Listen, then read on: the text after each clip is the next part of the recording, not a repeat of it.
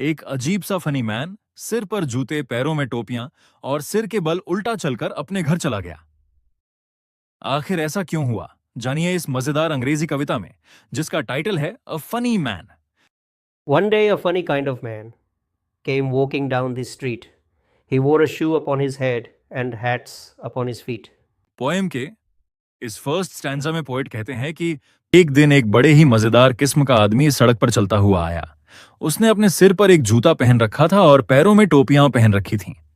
He raised the shoe and smiled at me. His manners were polite, but never had I seen before. Such a funny sounding sight. Poem के इस stanza में poet कहते हैं कि उसने जूता उठाया और मेरी ओर मुस्कुराया। उसका बिहेवियर बहुत पोलिट था, लेकिन इतना अजीब सा सुनाई देने वाला दृश्य मैंने पहले कभी नहीं देखा था। He said, "Allow me to present your highness with a rose."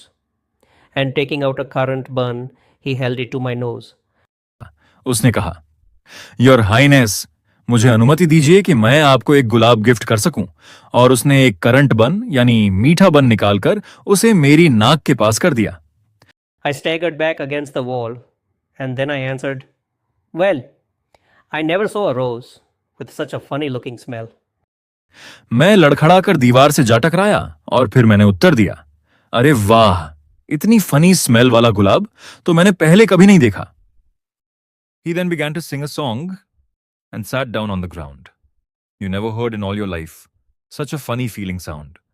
Poem के इस स्टैंजा में पोएट कहते हैं कि फिर वह एक गीत गाने लगा और जमीन पर बैठ गया।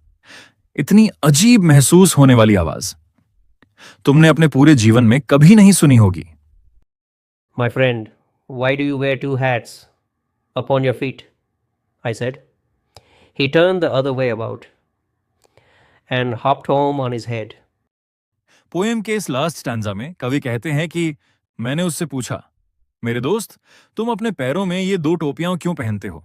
ऐसा सुनकर वह दूसरी ओर घूम गया और सिर के बल उछलता हुआ अपने घर चला गया।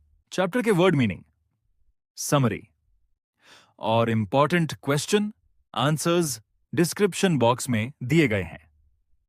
इंग्लिश चैप्टर्स को इसी तरह इजी वे में समझने के लिए वीडियो को लाइक करें, चैनल को सब्सक्राइब करें and keep watching Amit affection.